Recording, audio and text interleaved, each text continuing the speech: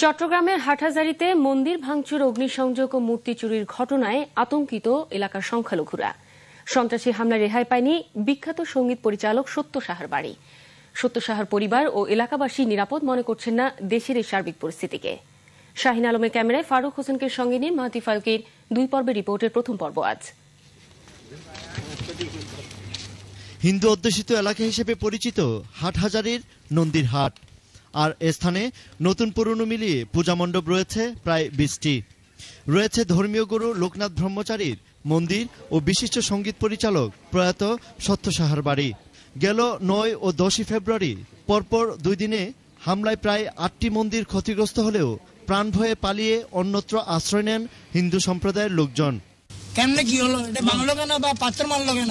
ওইদিকে বসছে, এদিকে ইশারা করে দিছে, যাও তোমরা কাম করে দাও, কাম করে দিছে। পুরো হাটহাজারীতে আপনার সন্ন্যাদন লুট হয়েছে, গোবিন্দ মহাজনের এই ত্রিবেণী লুট হয়েছে, ওখানে 200 বছরের পুরনো কালীবাড়ি পুড়িয়ে ছাই হয়ে গেছে, সত্যসার কবরে পর্যন্ত ওরা ভেঙে ফেলেছে।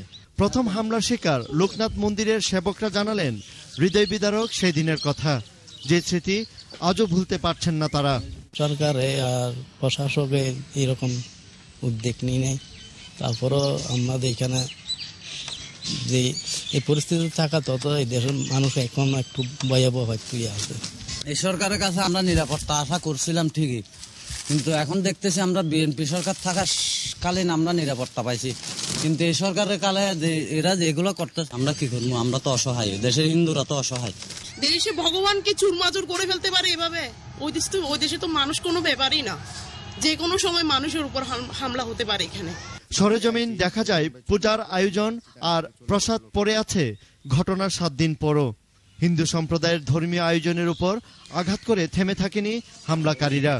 পরদিন হামলা চালায় দেশের স্বনামধন্য সঙ্গীত পরিচালক প্রয়াত সত্য সাহার বাড়িতেও। সেদিনের হামলার কথা বলতে গিয়ে আটকে ওঠেন সত্য সাহার ভাতিজি স্কুল শিক্ষক শিখা সাহা। মিছিল করে যখন আসছে তখন স্থানীয়, কিন্তু ভাঙার জন্য যারা ঢুকছে ওরা ওদেরকে চিনি।